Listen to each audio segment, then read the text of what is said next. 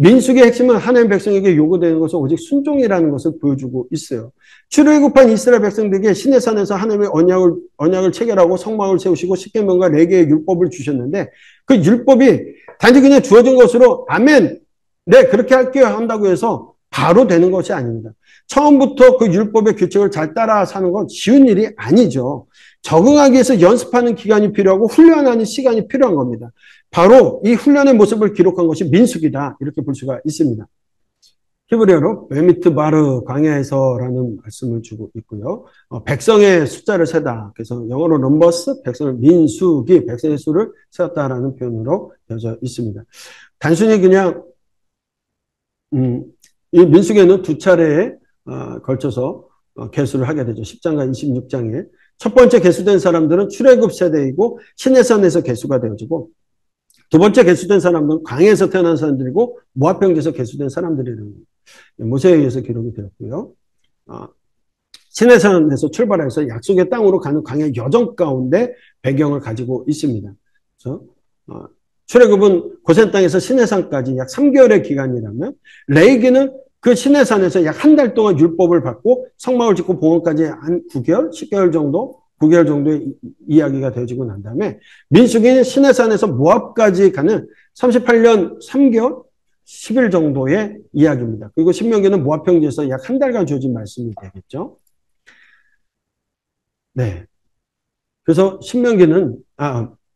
민수기는 우리가 기록 연대를 1406년까지, 기원전 1406년까지 보게 되는데 그 이전에 모세가 죽기 이전에 모세가 이 율법의 말씀을 다 책에 써서 마친 후에라는 것을 통해서 38년에 거친 기간 동안의 이야기들을 기록하고 있다. 기록 목적입니다. 광야 생활 중에 갖춰야 할 질서와 규율, 또 제사장들과 레위인의 임무 수행을 위한 지침을 알게 하시기 위한 거죠. 또 시내산을 떠나서 약속의 땅에 이르기까지 이스라엘 백성들의 여정에 대해서 지리적인 여정과 영적인 여정을 기록하면서 율법에 순종하는 삶을 가르침을 주기 위해서 기록한 말씀이 이 신명기의 말씀, 민수기의 말씀입니다. 볼 수 있습니다. 민수기는 36장까지 크게 세 부분으로 나눠서 볼 수 있습니다. 첫 번째는 1장부터 10장 10절까지 시내산에서의 준비를 볼 수 있고요. 그 다음에 10장 11절부터 25장까지는 광야 여정 가운데 일어난 많은 또 구세대들의 실패에 대한 이야기가 나오고 3부 이제 26장부터 36장까지는 모압 평지에서 가나안으로 들어가기 앞서서의 준비 과정들이 되어집니다. 네. 하나님께서 시내산에서 출발을 할 때 1차 인구 조사를 하게 되고요. 성막을 중심으로 각 지파의 진을 배치하고 행군 순서를 정하게 됩니다. 그리고 인구 조사에 레위 자손은 계수하지 않게 하고 레위인들의 임무에 대한 부여를 주시고요. 또 일반 백성들에 대한 정결규례와 나실인법, 또 성막 보온 시 드린 예물 설명과 유월절 설명들을 주시면서 하나님께서 구름과 불로 백성들을 인도하고 지키고 계심을 분명하게 보여주고 계십니다.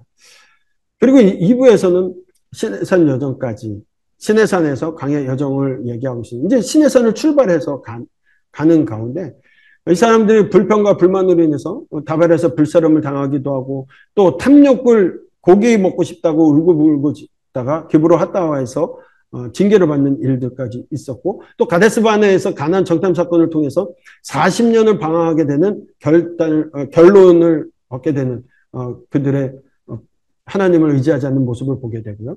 또 고라, 다단, 아비람이 반역하여 징계받는 일들도 있었습니다. 38년간의 그들의 실패와 삶의 모습을 보여주고 있습니다. 그 다음에 3부는 가나안 들어가기 전까지의 2차 인구조사. 그래서 민수기와 출애굽이 이 세대가 바뀌어가는 것들을 우리가 좀 볼 수 있습니다.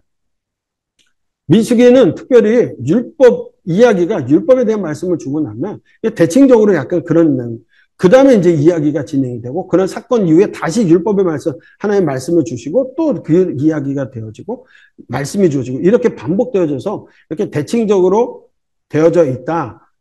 결국 훈련을 위해서는 말씀을 주시고 훈련의 시간이 필요하고 또 말씀을 주시고 이런 모습처럼 보일 수가 있다는 거죠. 자, 먼저 일부 시내산 출발 준비 가운데 싸매 나갈 장정들을 1차 인구조사를 하게 됩니다. 싸매 나갈 20세 이상의 남자 군인을 개수하는 겁니다. 그래서 하나님께서 출애굽 후에 2년 2월 1일에 하게 되는데요. 그 모든 싸움에 나갈 수 있는 남자들을 종족과 조상의 가문에 따라 계수하라고 명령하시죠.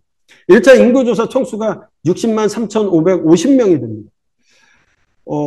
야곱의 가족 70여 명이 애굽으로 내려가서 바로조차 두려워할 정도로 인구 수가 늘었다라고 분명하게 말씀하시는데, 아브라함이 하나님의 말씀을 받았을 때는 죽기까지 그 몇몇 되지 않는 그 자손들을 봤죠. 그러나 하나님께서는 신실하게 그 아브라함에게 약속하셨던 그 시간 동안에 이스라엘의 백성의 인구수를 전쟁에 나갈 수 있는 20세 이상의 남자의 수만 60만 3,550명이 되는 거예요. 보통 이제 많이 보시는 분들은 500만까지도 보는데 200만에서 300만 정도의 인구수로 확장이 되었다는 거죠.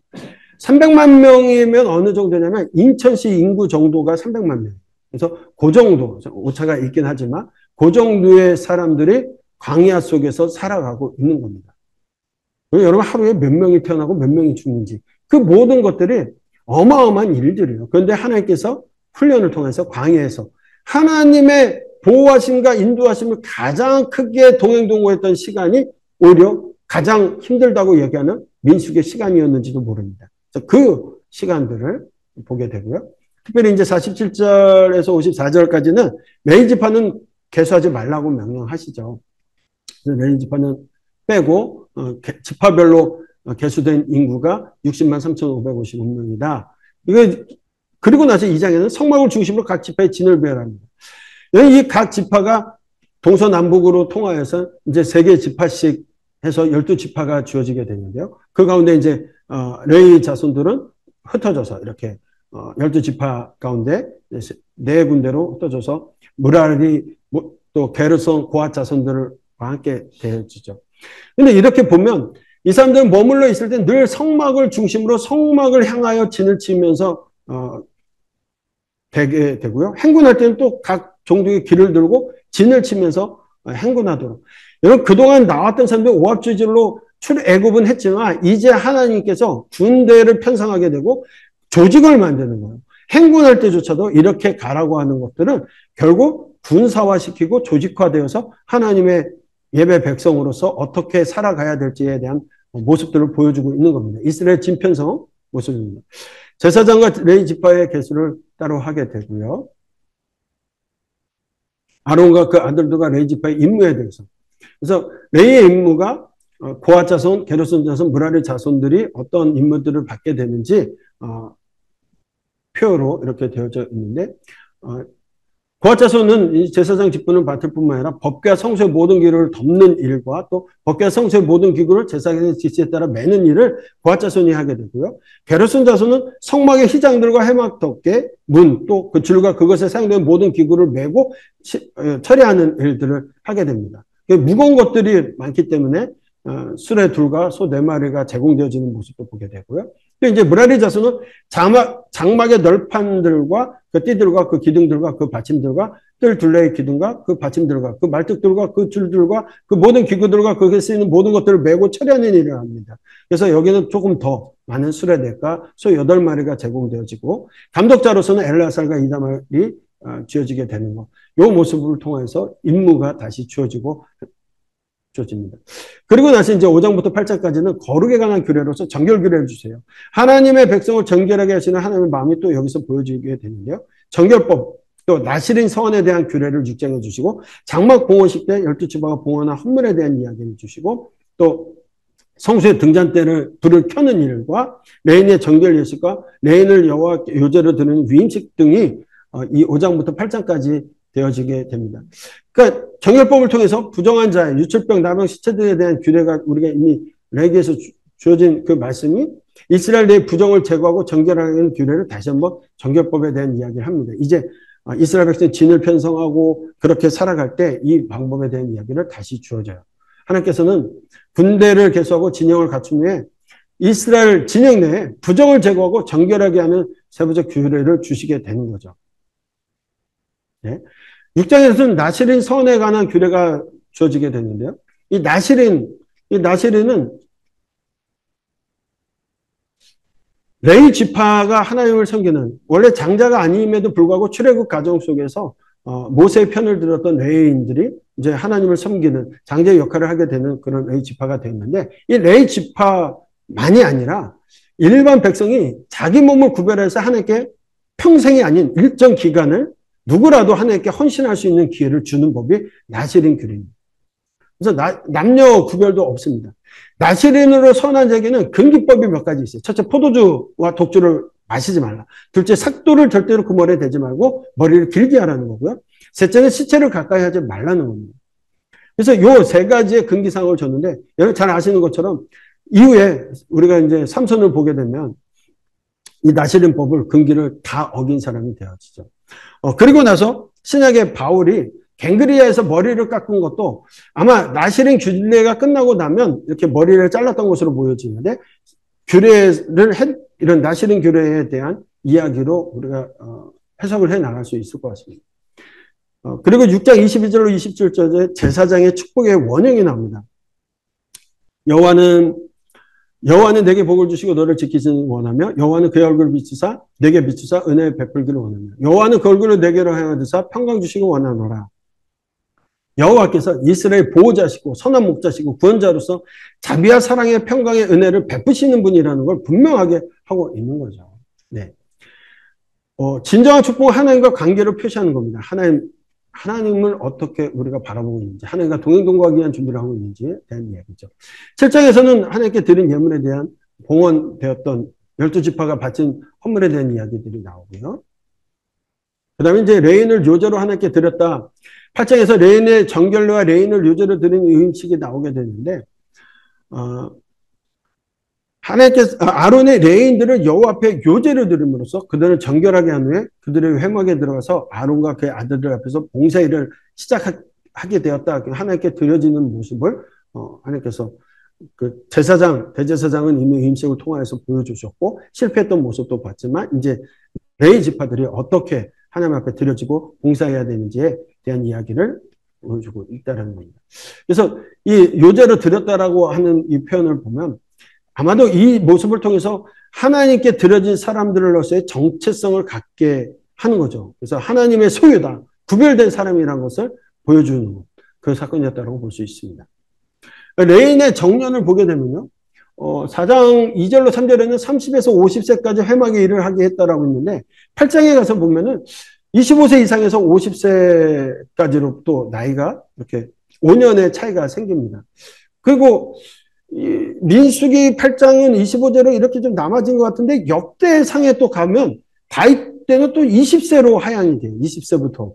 그래서 이게 어떻게 잘못 기록이 된 건가라고 볼 수 있는데, 그거보다는 아마도 25세나 20세 때까지 인원을 개수하여서 자원을 관리하고 성막을 섬기는 훈련 준비를 했던 것으로 이해할 수가 있습니다. 그러니까 우리가 지금 얘기하는 인턴십을 하는 거죠. 그래서 인턴으로 그렇게 볼 수 있다. 또 레인의 수가 부족했기 때문에 25세로부터라고 했다가 또 뭐 이렇게 더 줄인 거 아니냐 이렇게 보기도 합니다. 네. 이제 출발 준비합니다. 모든 정결 의식이 끝났어요. 이제 하나님께 레인도 드렸고 가나안을 향해서 출발 준비를 하게 됩니다. 두 번째 유월절을 지내게 되고요. 길을 안내하는 구름, 하나님께서 이제 구름 기둥과 불 기둥으로 그들을 이끌어 가시는 이야기. 나팔 소리를 통해서 전쟁에 어떻게 참여하는지에 대한, 어떻게 모이고 어떻게 준비하는지에 대한 이야기들을 하게 되죠. 네. 그 출애굽기 40장에 분명히 성막에 하나님의 구름이 임한 것처럼 계속해서 출발하는 그 광야길에도 하나님께서 이스라엘 백성들과 함께 하신다는 증거로서 성막 위에 하나님의 인재를 상징했던 그 구름과 불 모양이 나타나서 이제 광야길을 안내하게 되는 거죠. 네, 출애굽기 40장부터 이어지는 내용이 9장의 이야기를 볼 수가 있습니다. 네. 나팔 소리를 통해서 신호를 규정하는 거죠. 출발과 정지, 또 전쟁이 되었을 때 절기로 모일 때 알리는 신호로서 시내산을 떠나 가나안을 향한 최종적인 준비 단계로 아론의 자손 제사장이 불게 되어지는 내용들, 이 내용들이 기록이 되어져 있습니다. 이제 10장부터 25장까지는 시내산에서 모압까지 여정의 길입니다. 입에서는 이스라엘의 불순종의 사건이 집중되어서 기록됩니다. 여기에 이제 불순종 사건들이 많이 기록이 되어져 있는데요. 시내산에서 바람광야까지 또 다베라 사건, 섞여 사는 자들의 불평과 이 70인 장로를 세우는 이야기, 메추라기 보내시고 아론과 미리암의 모세를 비방하는 사건들이 여기서 나타나게 되는데요. 바람광야로 가는 가운데 하나님께서 말씀하신 대로 이제 진을 편성해서 가게 되는 거죠. 그 방법이 선두에는 일전에 법궤가 모세 아론이 먼저 가면서 법궤가 앞서 가고요. 그 다음에 이진에는 유다, 이사갈, 스불론 지파가 군기를 들고 가게 되고 3진에는 성막, 게르손 자손과 무라리 자손이 자들이 맡아야 될 역할들을 가지고 이제 가게 되고 그 다음에 이제 4진에는 루벤과 시므온, 갓 자손들이 출발합니다. 진영 가운데 세 지파씩 나눴던 진영이 하나씩의 어떤 부대를 형성해서 가게 되는 거죠. 5진에는 고앗 자손이 성물을 가지고 가게 되고 그 다음에 이제 에브라임 지파, 므낫세, 베냐민, 그 다음에 단, 아셀, 납달리가 행진시에 지파로 배치되어서 가게 되는 겁니다. 이 검정색은 출애굽 경로를 얘기하는 거고 노란색이 이제 주요 도시들, 주요 도로 표시에 대한 모습들, 이런 배경 속에서 이스라엘 행군해 나가게 되는 겁니다. 11장에는 다베라에서 원망하는 사건과 만나를 실증이었던 기브로 핫다와의 탐욕 사건이 기록되어져 있습니다.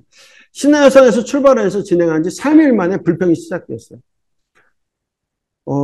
이 험한 광야길에 들어서면서 백성들이 악한 말로 원망한 사건입니다. 그래서 여호와께서 들으시고 진노하셨어요. 그래서 여호와의 불을 붙이셔서 진영 끝을 사르게 하시는 일들이 있는데 백성의 모세가 부르짖음으로 모세의 기도로 불이 꺼지는 일이 이 다베라 사건입니다. 그러고 나서 이어진 것이 섞여 사는 자들의 불평과 70장로에 대한 선출에 대한 얘기인데 우리가 아시다시피 출애굽 과정 속에서 이스라엘 히브리 민족만 나온 것이 아니라 그 10가지의 재앙의 모습을 보면서 그곳에 있었던 사람들도 함께 나온 사람들이 있습니다. 나중에 이 사람들이 다 지파 속으로 흡수가 됐는데 그 섞여 살았던 다른 인종들이 하나님께서 이미 만나와 매출하기를 때에 따라서 매일같이 또는 때에 따라서 주셨는데 이들이 이제 탐욕의 마음이 생겨서 울기 시작합니다. 뭐라고 얘기해요? 애굽에서는 값없이 생선과 우유와 참외와 부추와 파, 마늘을 먹었는데 지금은 만나만 먹어서 힘이 없다라고 불평하는 거예요. 만나에는 아무것도 없다고 원망을 합니다. 사실과 달라요. 매출하기도 주셨고요. 만나라는 게 기름지고 맛난 것이라고 했어요. 아주 맛있는 거라고 표현을 하고 있는데 그것밖에 없다라고 얘기하면서 울기 시작합니다. 거기에 이스라엘 백성들이 함께 그 사람들만 운 것이 아니라 함께 울어요. 장막에서 우는 것을 모세가 들으니 온 백성들, 온 종족이 여호와께서 그것을 기뻐하지 않으셨어요. 백성들이 우는 소리에 하나님께서 백성들의 짐을 홀로 지게 하시냐라고 힘들다고 여호와께 투정하며 호소합니다. 모세가. 하나님께서 70명의 장로를 세우게 하시고요. 백성의 짐을 모세 혼자 지지 않게 같이 지게 하시겠다라고 얘기하세요. 백성의 짐을 힘들어하는 모세의 투정과 또 호소를 용납하시고 받아주시는 하나님의 모습을 볼 수가 있습니다. 지도자에게 힘을 주시는 모습을 볼 수가 있어요. 또한 백성들에게 고기를 주어 먹게 하시겠다라고 얘기해요. 근데 하루 이틀 닷새 열흘이 아니라 냄새도 싫어할 정도로 한 달 동안 주어 먹게 하시겠다고 말씀하세요. 이게 하나님께서 행하신 일, 이스라엘을 출애굽시킨 일을 헛된 일이라고 불평하는 그 사람들, 여호와 하나님께서 멸시하는 그 사람들에게 주신 말씀, 고기 먹게 하겠다라고. 그런데 하나님께서 진노하셔서 주시는 말씀이에요. 그들의 말이 진짜가 아니었지 않습니까? 그들이 언제부터 고기를 그렇게 먹었어요? 노예 출신인 사람들이 언제 그랬고 얼마나 대단한 걸 먹었다고 그런 이야기, 있지도 않은 이야기, 가짜 뉴스를 퍼뜨려가지고 서로 울고 불고 하나님 원망하는 일들이 벌어져요. 그때 여호와의 손이 모세가 이 많은 사람들에게 60만 명이나 넘는 장정들을 300만 가까이 되는 이 사람들에게 어떻게 이것을 할 수 있겠습니까? 할 때 여호와께 손이 짧으냐? 내가 이제 내 말이 이루어진 것을 보게 되리라 말씀을 하세요. 그러고 나서 이게요, 이스라엘 불평이 식량이 없어서 불평한 게 아닙니다. 탐욕이라고 있어요. 탐욕을 품은 사람들 불평이 나온 거예요. 하나님이 줄 수 없는 분이라고 불평하는 겁니다. 하나님 주셨음에도 그날 아침에도 그들은 만나를 먹고 나왔어요. 고기도 주셨는데 그거 먹었던 사람들이 하나님은 주실 수 없는 분이라고 불평하고 있는 거예요. 그때 하나님께서 내가 여호와 하나님을 알게 하리라고 말씀하시는 거예요. 이게 음식의 기호 문제가 아닙니다. 메추라기를 보내주시는데요. 누가 우리에게 고기를 좀 먹게 하겠습니까? 얘기했을 때 하나님께서 그래? 뭐 봐라. 어떻게 주시냐? 사방 갓길로 하루길. 여러분 갓길 하루길이라면 지금으로 보면 한 40km예요. 하루길이. 근데 그때 뭐 20km라고 치고 40, 뭐 3, 40km 되는 그 지면 위에 두 규빗. 한 규빗이 이 우리 그 팔을 폈을 때 요 팔꿈치부터 가운데 손가락까지의 길인데 적게 하는 사람은 뭐 한 45에서 50cm까지도 잡습니다. 어쨌든 50cm로 잡아도 약 90cm, 두 규빗이니까 1m 가까운 만큼을 메추라기를 보내주시는데 그냥 20kg, 30kg를 쫙 고기를 메추라기를 그냥 희 잡을 수 있을 정도로 주시는 거예요. 백성들이 이틀 동안 종일 메추라기를 모았는데 적게 모은 자가 10후매를 모았다라고 말씀합니다. 왜 이스라엘 백성들은요, 와, 기도했고 울고불고 했더니 응답받았다고 기뻐했는지 모르지만 하나님 이거 기쁨으로 주신 게 아니에요. 적게 모은 자가 10후매 2200리터 정도 되는데 우리가 그 기름통 보면 큰 드럼통에 한 200리터 되는 거 11개 정도만큼 적게 거둔 사람이 그만큼을 메추라기를 잡았다는 어마어마한 양을 한 겁니다. 한 달이고 먹을 수 있는 만큼을 주셨는데 결과는 뭐냐? 고기가 아직 이 사이에 있어 씹히기 전에 여호와께서 백성들에게 진노하사 심히 큰 재앙으로 치셨다라는 거예요. 울고불고해서 간청했더니 간청기도의 응답으로 받은 것이 아니라 하나님의 진노의 심판의 고기가 되었다라는 거예요. 그리고 그것을 기브로 핫다와라 불렀습니다. 탐욕의 무덤이다. 너희들이 탐욕을 내어서 하나님께 하나님은 그런 분이 아니라고 오해하고 하나님을 욕되게 했던 거 너희들이 탐욕의 무덤이 되는 그 자리가 되게 하시다. 섞여 사는 사람들의 죄로만 끝난 것이 아니라 그들이 함께함으로써 기브로 핫다와 탐욕의 무덤이라는 결과를 얻어내게 되는 거죠. 그러면서 그들은 하나님에 대한 하나님이 어떤 신 분인지에 대해서 조금씩 더 알아가게 되는 거죠. 아론과 미리암이 모세를 모방합니다. 12장에 보면 비방합니다. 이게 형제 아론과 미리암의 비방 사건이에요. 왜 비방했느냐? 이게 그 모세 비방이 모세를 시기함으로 구스 여인을 아내로 맞이했다는 이유였어요. 그 결과 미리암이 문둥병이 걸려서 7일간 격리가 됩니다. 비방이. 그래서 비방했다는 것이 여기 보면 여성 단수인 테다페라라는 단어가 사용해요. 그래서 아마도 같이 미리암과 아론이 분명하게 비방했다라고 되어 있지만 주 중심이 되는 것이 미리암이 주도하여 비방됐던 것 같고요. 하나님께서 뭐라고 말씀하냐면 모세는 온유함이 지면의 모든 사람보다 더하다라고 말씀하세요. 이 온유함이라는 게 착하다라는 표현이 아니고요. 가난하다, 비천하다, 노예 상태로 있다라는 건데 그 노예 상태로 있다는 건 뭐냐? 하나님을 위해서 자기의 비천함과 자기가 노예처럼 하나님을 위해서 사용되고 있는 것이 지면의 모든 사람보다 모세가 더하다는 거예요. 그래서 하나님의 뜻에 순종하면서 고난을 당하는 억압당하는 상태를 모세, 너희들보다 모세는 그러고 있다라고 하나님 논하시는 내용입니다. 13장에서 14장까지 가데스바네에서 정탐 사건을 기록하고 있는데요. 너무나 잘 아는 사건입니다.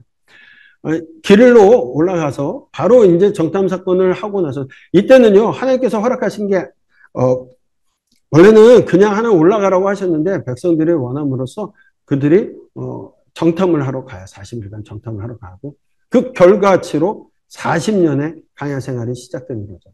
네. 정탐꾼의 견로가 가데스 바네에서부터 이렇게 쭉 올라서 여기까지 올라가는 길들입니다. 13장부터 14장까지 정탐 사건과 그들에 대한 얘기. 하나님의 명령에 따라서 12지파에서 대표를 뽑아서 40일 동안 가나안 땅을 정탐하게 됐다. 근데 이제 신명기에 가서는 이게 하나님의 명령이 아니라 그들이 원함으로 결국 그걸 좋게 여기고 하나님이 허락하신 거예요. 그렇게 가서라도 보고 와서라도 하나님 뜻대로 올라가라는 것이 뜻이었지만 정탐꾼 파견이요. 민수기에서는 여호와의 명령에서 시작된 것처럼 기록되지만 신명기에서는 백성의 요구로 시작되었다고 분명히 설명하고 있습니다. 그래서 하나님 약속 의심과 불신앙을 갖는 것보다는 정탐 파견에서 다녀와서 하나님 믿고 의지하라는 말씀이신데 오히려 결과가 그렇게 되지 않아요. 모세가 명령해서 실행하게 됩니다. 네. 결국 40일 동안 주민들의 전투력 등을 탐지하고 돌아와서 지간에 보고를 하는 것이 보고를 하는데 이제 상반된 보고를 해요. 10대 2에 상반된 보고를 합니다. 10명의 정탐꾼의 보고는 너무나 현실적인 이야기를 합니다. 그 땅 주민들의 강성함의 이유로 가나안 정복이 불가능하다라고 보았고요. 이들의 부정적인 보고에 영향을 받아서 백성들이 불평하고 원망이 이어지게 되는 거죠. 네. 밤새도록 통곡하면서 우리가 죽을 곳이 없어서 여기 가서 죽냐. 온 회중이 밤새 통곡하면서 모세 아론을 원망합니다. 하나님 세운 종을 원망하고 있어요. 근데 원망했던 백성들 차라리 장관을 세우고 애굽으로 돌아가자고 얘기합니다. 노예의 자리로 돌아가는, 하나님께서 자유인 만드시고 하나님의 예배 백성 만들어 줬는데 노예로 다시 돌아가자, 그곳으로 가는 게 낫겠다라고 얘기해요. 그때 갈렙과 여호수아가 자기 옷을 찢으며 참남한 그 모습을 보면서 아름다운 땅이고 하나님께서 우리를 기뻐하시면 그 땅을 주실 것이다. 하나님을 거역하지 말자라고. 하나님 우리와 함께 하시면 능히 그 땅을 정복할 수 있다라 믿음의 보고를 하는 거예요. 그랬더니 백성들이 이들조차도 치려고 하는 거예요. 이때 하나님께서 영광 중에 나타나셔서 말씀하세요. 여러분 하나님께서 얼마나 섭섭하셨냐면 너로부터 다시 시작할게. 전염병 써서 너 다 죽이고 강한 나라 만들어서 시작한다고. 모세를 통해서 크고 강한 나라를 이루시겠다라고 시작해요. 다시 시작하자. 쟤네들 안 되겠다. 이 얘기죠. 그러나 모세의 생명을 건 간절한 중보 기도. 나중에 이제 출애굽기 34장 금송아지 숭배 사건 때도 그 이야기가 있었고요. 모세를 통해서 하나님께서 같이 가주신다. 또 하나님께서 용서하시는 사건이 되어지는데 이 금송아지 사건 때도 그랬고요. 이스라엘이 진멸당할 뻔했어요. 불신앙에서 불순종으로 가서 세 차례 진멸당하는데 출애굽기 32장에서 한번 그 황금송아지 만들고 제사 지내다가 예배드리다가 그랬고요. 가나안 정탐 후에 원망 사건이 그랬고요. 이후에 또 고라, 다단, 아비람 반역 사건 때 하나님 너로부터 다시 시작하자라는 말씀을 주셔요. 그러나 모세를 통해서 하나님께서 모세의 마음을 이해하시고 또 하나님께서 우리를 용납해준 이스라엘 백성을 용납하신 사건들인데요. 이스라엘 백성들이요. 불평과 거역한 게 민수기에 보면 이제 14차례 정도 되어집니다. 사실 그 지역에서 14차례의 불만, 불평 이해할 수도 있어요. 40년간. 그런데 하나님께서요. 시내산 언약이 체결되기 전과 이유가 달라집니다. 시내산 언약이 체결되기 전까지 하나님 달라는 대로 다 주시고 용납하시고 용서해 주세요. 시내산 이후에 율법이 체결된 이후에는 하나님께서 그들의 반드시 죄에 대해서 심판을 하시는 모습을 볼 수가 있어요. 언약이 체결된 이후에는. 근데 14번이라는 그 사건 가운데 그들의 앞에 이제 많은 일들을 벌이게 되면요. 네.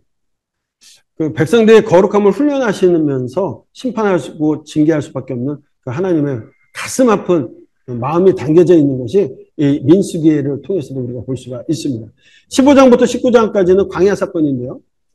민수기에 이런 패턴이 반복됩니다. 죄를 지은 다음에 징계를 받고 다시 율법 공부를 합니다. 그렇죠?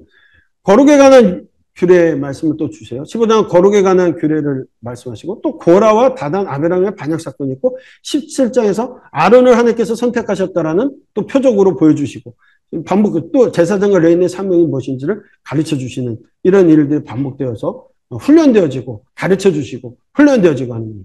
15장 제사와 관련한 율법 주어지게 되고요. 그 다음에 안식일에 드려야 되는 방법들 그리고 나서 이제 15장에 보면 옷단기에 다는 술, 옷단의 술에 관한 규례가 기록되어져 있습니다. 옷단기에 단 술에 청색근을 더하여 달았던 것으로서 그 술의 뭉치들은 옷에 단단히 묶여서 떨어지지 않게 하기 위함이었어요. 근데 이제 이 탈무드에 의하면 청색근의 염료는 이 지중해에서 서식하는 조개에서 채취된 것으로서 해막 안의 막들과 대제사장의 예복에 사용하였던 거고 또 고대 근동 왕들에게 이렇게 귀하게 염려되었던 건데 그런 것들을 통해서 너희들이 택함 받은 이스라엘 백성 고귀한 신부님을 알리기 위해서 달라고 명하신 것으로 또 볼 수도 있습니다. 근데 이것을 통해서 뭘 하라고 하는 거냐면 옷을 입을 때도 우리가 음식을 먹을 때도 그랬잖아요. 레기에서. 그리고 옷을 입는 것을 통해서, 절기를 통해서도 거룩을, 모든 환경 속에 거룩, 옷단을 보고 매일 입는 옷 가운데서 그 옷에 달린 수를 보면서도 하나님 우리에게 원하시는 게 무엇이지, 우린 선민인지를 깨달아 알게 하시려고 하는 그런 내용들이 포함되어 있는 겁니다. 그러면서 이렇게 행함으로써 하나님의 모든 계명을 기억하고 행함으로 하나님 앞에 거룩할 것을 명하고 계시는 거죠. 하나님께서 택한 백성을 거룩하게 살게 하시려는 사랑의 마음이 이런 모든 것들에 담겨져 있습니다. 그래서 이런 모습으로 옷단에 달게 되고요. 이후에 이제 고라, 다단, 아비람 사건이 일어나게 되는 거. 그 내용은 여러분 잘 아시는 것처럼, 그래서 250명이 불살라 죽게 되어지고, 연병으로 죽은 자가 그들과 동조했던 사람들이 심판받는 일들이 있었습니다. 고라의 큰 두 가지 제목이 있어요. 고라는요, 모세와 사촌관계였습니다. 이들이 반항한 거예요. 자신의 맡겨진 사명을 침범한 겁니다. 하나님께서 허락하지 않은 그 위치로 자기들이 가고자 하는, 너나 나나 같은 거 아니냐. 평생 나는 2인자로 살 수 없다. 그 위치가 순종해야 됨을 전제했음에도 불구하고 그거 뛰어넘으려고 한 거예요. 그들의 위치와 그들의 지위가 있음에도 순종하지 않았던 겁니다.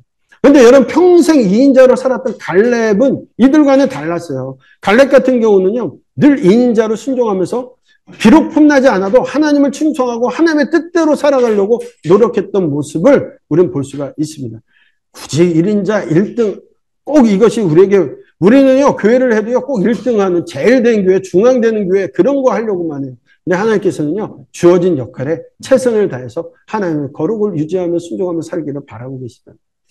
그러면서 아론의 지팡이에 살구꽃이 피고 열매가 맺음으로써 아론에게 다시 하나님이 아론의 권위를 세워주시는 모습들이 나오게 됩니다. 18장과, 이거는 이제 살구나무, 우리가 이제 행인으로 하면서 살구나무라고 표현했는데 이스라엘은 살구나무가 없죠. 그리고 그 내용이 이제 행인, 아몬드 나무를 지칭하는 거예요. 아몬드 나무를 중국어로 행인이라고 썼고 그걸 갖다 우리는 살구나무라고 표현을 했기 때문에 아몬드 나무가 맞습니다. 이 고라 사건이 이스라엘 백성들에게 미친 영향들이 있어요. 이 사건이 일반 백성들에게 큰 두려움과 큰 공포를 안겨줬고 아론을 인정해주는 역할을 받게 되었다는 거죠. 하나님께서는 다시 제사장과 레위인의 직무를 말씀해 주심으로 하나님 앞에 어떻게 살아가야 될지에 대한 이야기를 18장에서 말씀합니다. 그래서 부정을 정결케 하기 위한 제물에 대한 기록도 여기에 나타나게 되고요.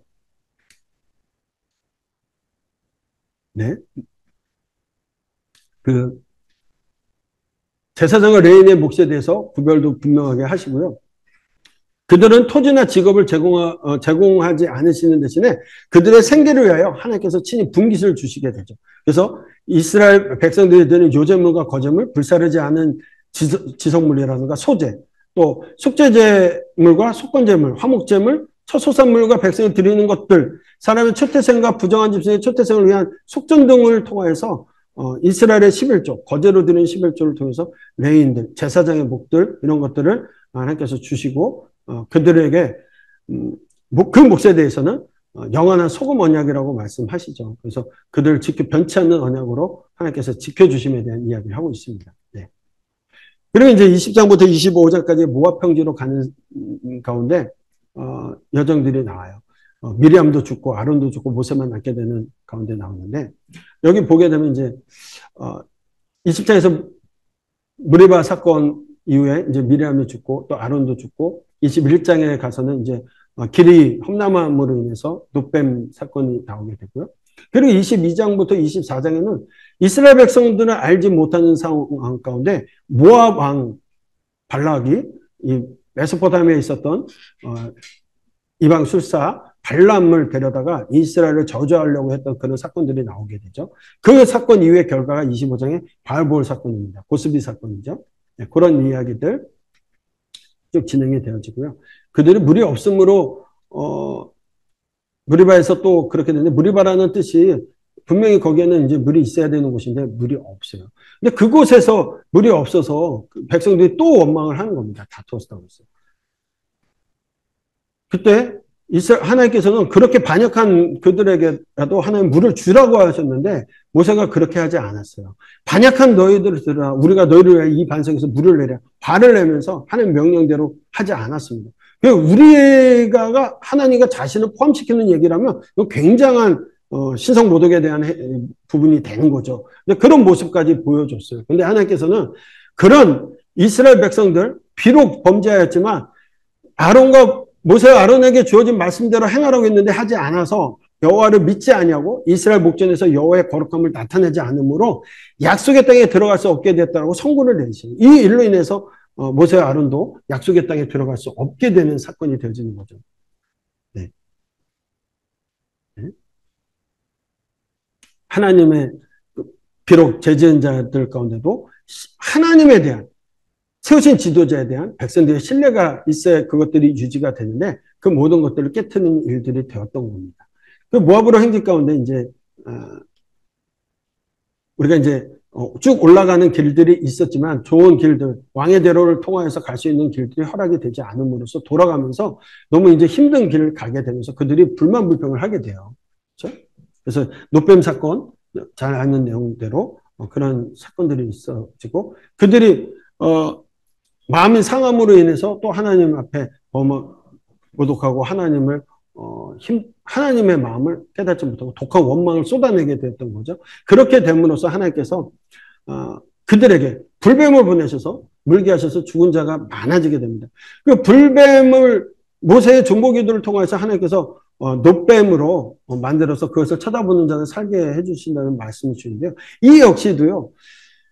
불뱀에게 물려가지고 죽어가는 사람이 장대 높이에 노뱀을 만들어 놓고 그것을 보라고 했을 땐 여러분 공포와 그 어려움이 있었던, 자기를 힘들게 하고 자기 가족들이 죽게 했던 그 불뱀을 봤던 사람들이 그걸 보기라는 건 쉬운 게 아니에요. 그렇죠? 그래도 믿음이 있어야지 바라볼 수 있게 되고 그 믿음의 말씀을 지켜나갔을 때 그것을 의지하고 하나님을 믿고 바라봤을 때 구원이 이루어지는 거거든요. 결국 그런 모습을 통해서 노뱀, 바로 예수 그리스도, 이 노뱀 사건이 십자가에 달리신 예수 그리스도를 예포하는 모습으로 우리가 설명을 해가고 있습니다. 네. 그러고 나서 요단 여정 쭉 볼 수가 있고요. 이 아르논 골짜기 사진인데요. 이곳이요. 높이는 이렇게 아름다운 보이는 곳이지만 당시에 길이 쉽지 않은 길이잖아요. 이런 길을 간다고 한번 생각해 보세요. 고도는 한 1000m 이상 차이가 나고 길이 제대로 돼 있지 않은 그 길을 가면서 불만불평 할 수 있지만 하나님 그럴 때도 심판하시고 하나님을 바라보게 하셨다는 거죠. 22장부터 24장까지는 모압, 발락과 메소포타미아 그 점쟁이 발람에 대한 이야기를 하게 되는데 이건 이스라엘 백성들이 알지 못하는 상황에 일어나는 일들이에요. 하나님께서는 그런 배경 가운데서도 하나님 이스라엘 백성들을 어떻게 사랑하시고 보호하신지를 설명해주고 있습니다. 그리고 나서 일어나는 사건이 부올 사건인데 이 바알보르의 사건을 기록하고 있는데 이 부올이라는 곳에서 이스라엘 남자들이 모압 여자들의 유혹을 받아서 바알 우상을 숭배하는 음행을 저지른 거예요. 그런데 이것이 발락이 이방술사 발람을 통해서 이스라엘을 저주하려는 계획이 실패하고 나서 연약해진 이스라엘 사람을 미디안 여자를 이용해서 우상 숭배와 성적 방종을 이 저지도록 이 발람이 이렇게 하면 될 것이라고 유혹했던 내용들이었거든요. 결국 거기에 넘어가서 바알 종의식에 참여했던 겁니다. 그 가운데 시므온 족장 시므이는요. 종교의식도 모자라서 미디안 두령의 수류의 딸 고스비를 데리고 가서 자기 장막에서 사랑하겠다고 그렇게 돼요. 그때 따라 들어갔던 비나스가 하나님의 분노를 가지고 그 남녀를 창으로 찍어 죽입니다. 오늘날로 얘기하면 여러분 사랑하는데 무슨 사랑에 국경이 있고 사랑에 남녀가 있고 나이가 있고 이런 얘기할 텐데 하나님의 분노하심을 가지고 그들을 찔러 죽였을 때 하나님 기뻐하셨어요. 그리고 그에게 영원한 제사장 직분을 언약하셨다는 거죠. 하나님의 마음을. 이 비나스의 행위로서요. 24,000여 명의 하나님의 재앙으로 인해서 죽어가던 사람들이 살게 되는 사건이 이루어지는 겁니다. 하나님을 향한 분노, 하나님과 같은 분노. 볼 사건이 있었고요. 영원 제사장 직분을 주시는 레위 언약에 주어집니다. 2차 인구조사고요. 이제 3부 모압평지에서 출발 준비할 때 2차 인구조사를 하게 됩니다. 26장에서 인구조사 다시 하게 되는데요. 1차 때하고 비교하면 1820여 명이 줄게 되었어요. 예. 이때 개수된 사람들 가운데 1차에 개수된 사람들 다 죽고 갈렙과 여호수아만이 남습니다. 그러니까 1차 때 개수되지 않았던 20세 미만의 아이들이 이제 성장했을 거 아니에요, 40년 동안. 그 사람들은 계수에 들어가지 않았기 때문에 그들은 죽었다고 할 수 없고요. 또 레위 지파는 계수 안 되었기 때문에 레위 지파도 살아 있었다는 걸로 볼 수 있어요. 왜냐하면 나중에 보면 이제 제사장들이 출애굽 당시에 세워졌던 제사장들이 이렇게 또 살게 되는 모습들을 보게 되면 그렇습니다. 그래서 두 번째 인구조사는 38년 만에 행해진 것이고 엘라살에 계수되었다. 이제 차이가 좀 나는 것이 1820명의 차이가 나지만 특히 시므온 지파는 가장 많은 감속세를 37,000명이나 감소를 하거든요. 37,100명이나. 이걸 봐서는 왜 그랬을까라고 본다면 아마도 25장 고스비 음행 사건과 연관이 있었던 것을 우리는 볼 수가 있습니다. 그래서 시므온 지파 지도자가 주도자였고 그 결과로 많은 사람들이 24,000명이 죽었고 그런 사건들 가운데 중심이 되었던 사람들이 많은 숫자로 줄지 않았나 이렇게 볼 수 있습니다. 또 27장에는 아들이 없이 죽었던 딸에게 아버지 기업이 물려받을 수 있게끔 하는 내용이 나오고요. 27장에서 모세의 후계자를 지명하는 여호사를 지명하는 내용이 나오게 되죠. 하나님께서 모세에게 죽음을 통보하십니다. 가나안 땅을 눈으로 보고 가나안 땅에 들어가지 못하고 죽는 이유가 무리바 분쟁 때 하나님의 영광을 드러내지 거룩함을 드러내지 못했으므로 모세는 죽음을 순종으로 맞았습니다. 그리고 하나님께 이스라엘 백성 가운데 여호사를 후계자로 명하셔서 세우시죠. 예, 말씀대로 행하게 됩니다. 그리고 제사와 28장에서 다시 30장까지 매일 드리는 공적으로 드는 번제와 제물에 대한 규례들의 말씀을 주시고요. 선에 대한 규례, 여자의 선에 대한 것을 다시 추가해서 이행하도록 말씀합니다. 그리고 이제 마지막 31장부터 36장 정복과 출발 준비에 대한 이야기인데요. 31장 미디안 정복입니다. 바알볼 사건 이후에 하나님께서 전쟁을 미디안과 하게 하시고 그 미디안을 정복하는 내용들, 네. 그리고 요단 동편 지파들 쭉 요단을 정복하고 동편 지파 세 지파와 루벤 갓 지파 이렇게 나눠지게 되는 거. 길라 산지의 사진이고요. 광야 여정의 요약을 합니다. 33장에서 애굽에서 모압까지 여정이 쭉 기록이 되어지고요. 34장에 보면 이제 경계를 주시는데 동서 경계에 대한 가나안 땅의 경계, 동서남북 사방 경계에 대해서 말씀을 해 주시는데요. 하나님께서 약속하신 이 가나안 땅의 사방 경계는요. 솔로몬 치세 때 그때 한번 다 차지하는 것 같고 그 이후에 그 전까지 제대로 이 경계를 다 차지해 본 적이 없었던 모습을 보게 됩니다. 네, 경계고요. 그리고 레인의 성과 도피성에 대해서 35장에서 주어졌는데 이것이 이제 각 지파 분배를 하고 나서 동쪽에 3개, 서쪽에 3개를 주게 되는데 이게 부지 중에 살인한 모든 자가 도피할 수 있는 성이고요. 이게 도피하면 무조건 사는 게 아니라 대제사장이 죽기까지 거기에 거하면서 제대로 된 재판을 피해 보복을 당하지 않게끔 보호해주는 역할을 하는 겁니다. 그러니까 교회를 갖다 도피성과 같은 교회 이렇게 얘기하는데 교회는 도피성이 아니고요. 오늘날 보면 정당한 재판을 받을 때까지 보호하는 거면 경찰서와 같은 모습을 하고 있는 것이 도피성의 개념입니다. 네, 그래서 레인에게 주는 48개 성읍과 또 6개의 도피성에 대한 것, 서쪽과 동쪽에 갈릴리 게데스와 세겜과 헤브론, 바산골란과 기브론 함목과 베셀. 하루길이면 다 어디서든 들어갈 수 있어요. 12지파 가운데 거해 없는 곳에서. 그래서 그렇게 도피성을 주셨다. 네. 이제 재산 상속에 대한 부분. 그러니까 이제 민수기 27장에서 딸들도 아버지의 기업을 상속받을 수 있게 됐는데 이게 슬로브와 딸들이 출가함으로써 타 지파에게 토지가 넘어갈 수 있는 사건들이 발생이 돼요. 그래서 그럴 경우에 모세에게 므낫세 지파하고 길르앗 수령들이 모여서 요구하고 지파 내에서만 결혼함으로써 지파 간 하나님께서 주신 그 토지가 기업이 이동하지 않게끔 방지하는 법을 말씀해 주신 거죠. 그래서 그런 말씀을 주시는 게 민수기입니다. 민수기는 하나님 백성에게 요구되는 것은 오직 순종이다. 민수기는 레위기 율법의 말씀을 가지고 살아가는 이야기입니다. 하나님과 함께 함이 무엇인지, 하나님께서 좋아하시는 것이 무엇인지를 삶으로 보면서 배우고 익히는 과정의 내용입니다. 그래서 율법의 말씀을 따라 살아가는 훈련의 과정을 기록하고 있는 책입니다. 훈련을 통해 이스라엘 백성들에게 요구되어지는 것 다름 아닌 순종이었습니다.